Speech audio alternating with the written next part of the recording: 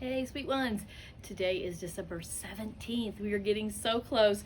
And this story is called A True Fairy Tale. And there's your ornament. I hope you guys are printing these off. They're super easy to put together. And also coloring the coloring pages. Here's what your coloring page will look like. Make your city look just the way you want it to be. All right. Any colors you want.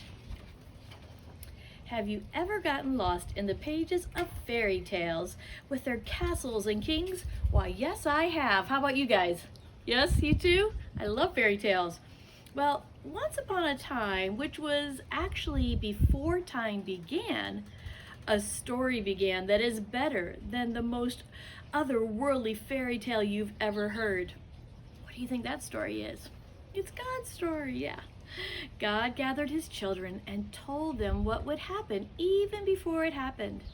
The Father King of the heavens and of all the universe and his Son King looked across their kingdom and saw how all the children they had made were being held captive by the dark and the sinfulness and the sickness and the badness. So they looked at the world and like, there's a lot of darkness going on, right? There's a lot of sickness going on and just some bad things going on.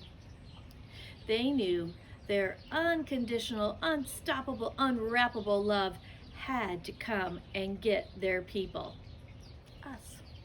So they came up with the very best rescue plan. All right, do you guys have, let's see, I know there's Paw Patrol when you're really little, and when my kids were little, there were the rescue heroes, right? Now you're probably seeing a lot of first responders, right?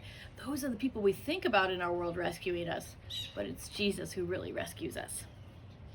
This is what they decided. The Father King would open the backside of the world, and the Son King would unexpectedly slip right into the kingdom through a little unlikely door. Bethlehem. So that's what your ornament is. It's supposed to be a drawing of what Bethlehem looked like, a teeny tiny little town, right? Do you remember Ruth, whose husband died? She followed Naomi back to nobody would be expecting little Bethlehem, so no one would expect she would go back there, right? And Bethlehem means house of bread. Many years later, Ruth's very own great-grandson, a puny little shepherd boy named David, spent many nights lying on the hills of Bethlehem, just staring up at the sea of blinking stars, his heart beating with God's heart. David did spend a lot of time out there. We've talked about a lot of different shepherds, right? But David especially spent a lot of time talking to God when he was out there with just the sheep. And then, long after King David, if you stacked up one year up after another until you had the teetering tower of 1,000 long years, the Son King, Jesus, slipped into the kingdom. He was born as a baby, about as small as a little loaf of bread, right there in a barn, and nobody would be expecting little Bethlehem. I like how she writes that. Nobody would be expecting Bethlehem. Bethlehem was not, nobody expected that to be the place, right? The moment the Sun King inhaled earth air into his lungs, the blinding light of history slashed back the smothering darkness, and the Sun King brought joy from beyond the walls of the world. And shepherds lying out on those same Bethlehem hills saw the sky bursting with blinding star over little Bethlehem. Because who would expect that?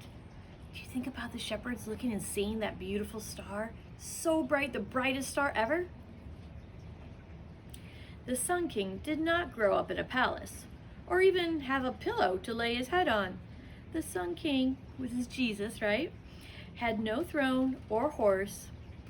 He was a carpenter with a hammer, and he wandered the countryside fixing broken down bodies and broken up hearts and breaking little loaves of bread to feed huge crowds of hungry people. Do you guys remember that when he fed 5,000, right? And then the Sun King let the very children he'd made and loved slap him with a whip and the nails through his hands on the cross. And all the evil and badness across the universe laughed as if they had won. But did evil win? No. Then they wrapped the Sun King's body in rags and forgot him in a grave. But then when no one was expecting it. From another world at all, the Sun King jolted up right out of the grave, alive. It's our Easter when we talk about Easter, right guys? He was in the tomb. A lot of people forgot about him. A lot of people didn't forget about him though. And the light forever shattered the darkness. The king flung off the rotted grave clothes and rose, his perfect heart beating hope loud in his chest. Monster stones rolled away, and the Sun King walked right out of the grave, his heel crushing the snakehead like head of the evil and badness, and all the king's children in the whole universe were wooed and vowed back to life again.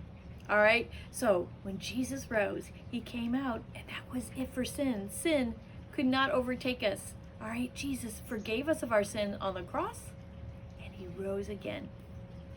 It's coming.